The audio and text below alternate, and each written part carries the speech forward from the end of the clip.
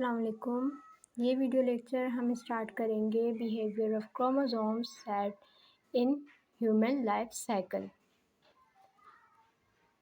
तो यहाँ पे क्या होता है जो ह्यूमन लाइफ साइकिल है वो किस तरह से स्टार्ट होती है जब एक और स्पर्म जो है वो फर्टिलाइज़ होते हैं, मतलब फ्यूज़ होते हैं। और ये दोनों जो हैं गैमेट्स हैं हमारे पास, ये फीमेल गैमेट्स, एक फीमेल गैमेट्स है, स्पर्म जो है मेल गैमेट्स है, और दोनों हैप्लॉइड इन नेचर हैं।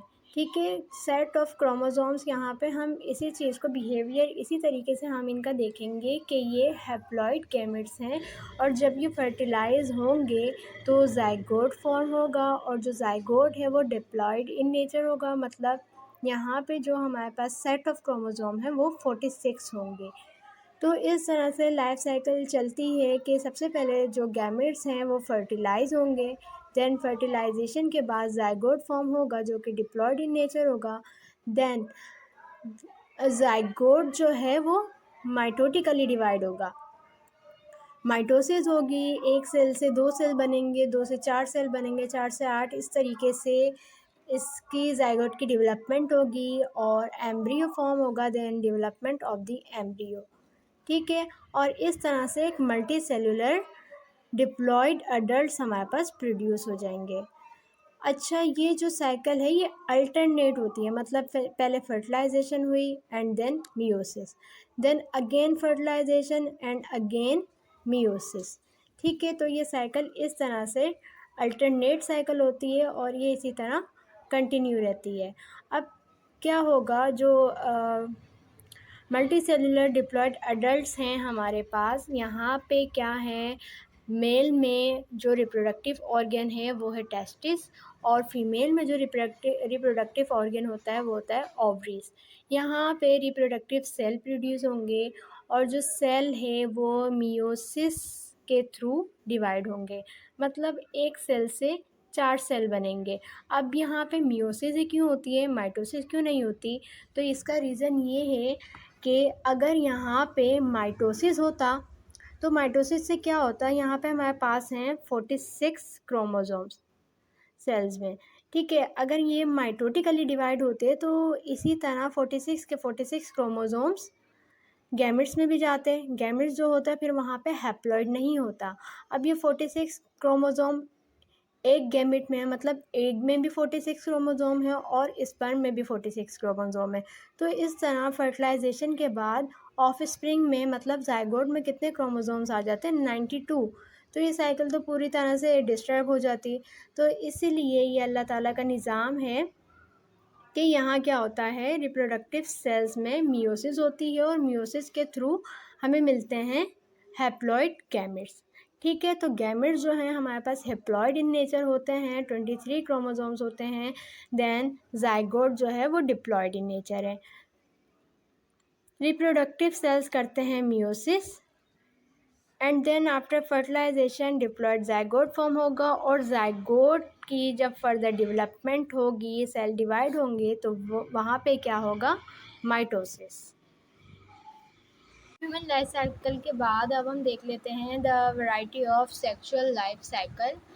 इसमें क्या होता है, on the basis of time date is required for meiosis and fertilisation. ये दो स्टेप तो हर लाइफ साइकिल में होंगे, meiosis and fertilisation, but timing जो है, टाइमिंग का डिफरेंस आ जाता है इन इवेंट्स में। तो इसकी बेसिस पर हमने सेक्सुअल लाइफ साइकिल को 3 कैटेगरीज़ में डिवाइड किया है। पहले हम देखेंगे humans and most other animals में लाइफ साइकिल किस तरीके से होती है। जैसे अभी थोड़ी देर पहले ही जो मैंने डिस्कस किया है वो सारी साइकिल जो होती है वो human and most other animals में इसी तरीके से होती है। इसके बाद हम डिस्कस करेंगे plants and some species of algae में किस तरह से लाइफ साइकिल होती है, और इसको हम बोलते हैं अल्टरनेशन ऑफ जनरेशन, और ये हम इसको क्यों बोलते हैं ये भी हम देख लेंगे। देन थर्ड हम डिस्कस करेंगे fungi and most protists including some algae किस तरह से लाइफ साइकिल को कंटिन्यू करते हैं। तो इसमें हमने पहले देखा ह्यूमंस में एंड मोस्ट अदर एनिमल्स में क्या होता है, पहले मियोसिस होती है जर्म सेल्स की। ठीक है, जर्म सेल्स मियोसिस के थ्रू डिवाइड होते हैं, सेल डिवीज़न होती है, गैमेट्स प्रोड्यूस होते हैं जो कि हैप्लॉइड होते हैं। ठीक है, ये जो गैमेट्स प्रोड्यूस होंगे यहाँ पे ये हैप्लॉइड इन नेचर होंगे। अच्छा, हैप्लॉइड और डिप्लॉइड रूट्स को इन्होंने क्लासिफाई करने के लिए ब्लू एरो से हैप्लॉइड शो किए हैं। और ये जो कलर है पिंकिश टाइप, इससे कौन सी रूट ये शो कर रहे हैं, डिप्लॉइड नेचर शो कर रहे हैं। तो गैमेट्स जो हैं ओनली हैप्लॉइड स्टेज है हमारे पास गैमेट्स। देन मियोसिस से गैमेट्स प्रोड्यूस होते हैं, जर्म सेल की मियोसिस।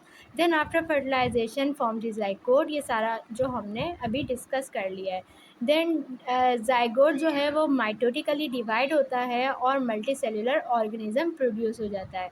इस तरह से पहले क्या हो रहा है, meiosis, then fertilisation, then again meiosis, again fertilisation, gametes are haploid and zygote are diploid in nature.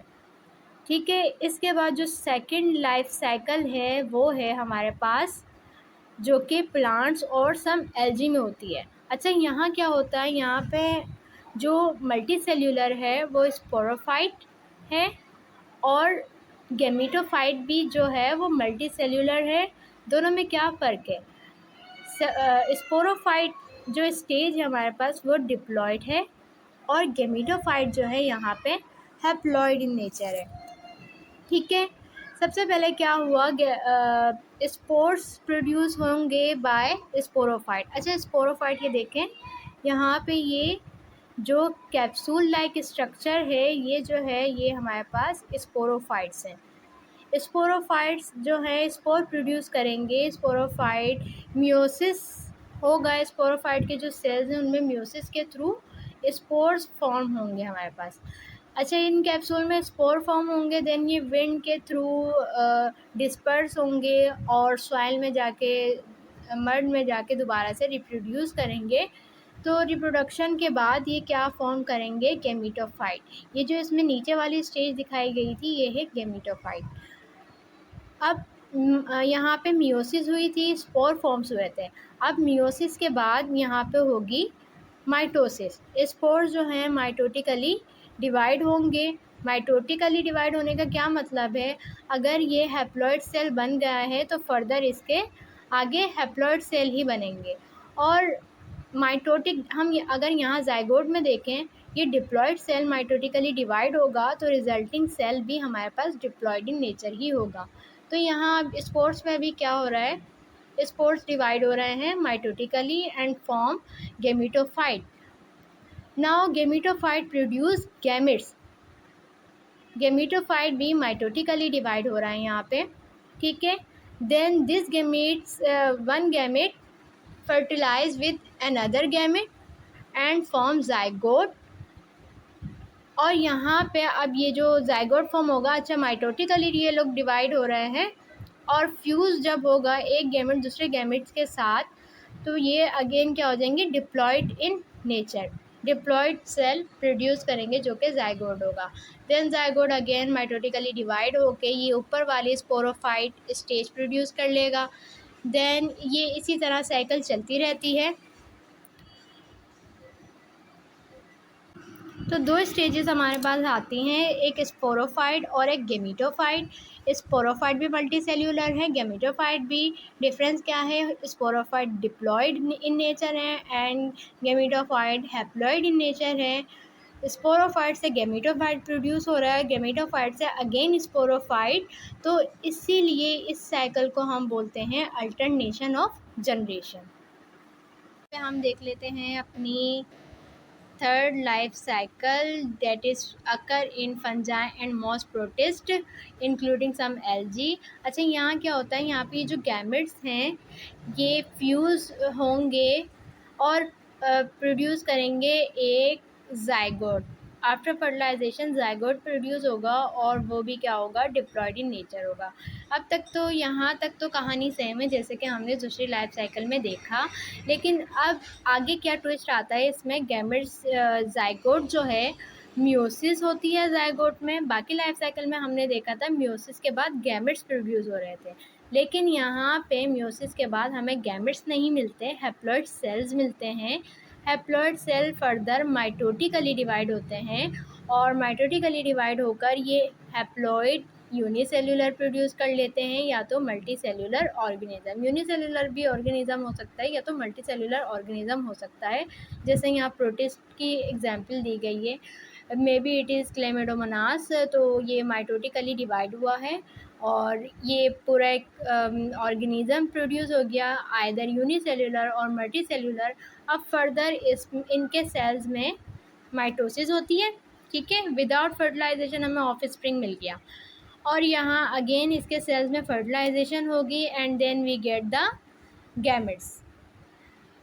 Then they fertilize with another gamete, fuse with other gamete and form the zygote.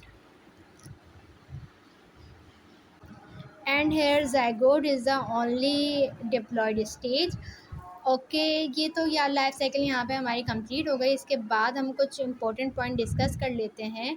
तो ये जो हमने life cycle देखी इनसे हमें क्या पता चला, एक बात तो ये कि माइटोसिस जो है वो हैप्लॉइड और डिप्लॉइड दोनों सेल्स में हो सकती है, but meiosis can only occur in diploid sales. ठीक है, एक बात तो ये क्लियर हो गई। और दूसरा ये कि हाँ, लास्ट में जो पॉइंट है, दो the three types of sexual life cycle differ in the timing of meiosis and fertilisation. यहाँ पे हमने टाइमिंग का डिफरेंस देख लिया मियोसिस और फर्टिलाइजेशन में। दे शेयर आ फंडामेंटल रिजल्ट। अच्छा, इससे क्या फ़ायदा हुआ, ये जो टाइमिंग डिफरेंट हुई इससे हमें क्या मिला, genetic variation among of spring.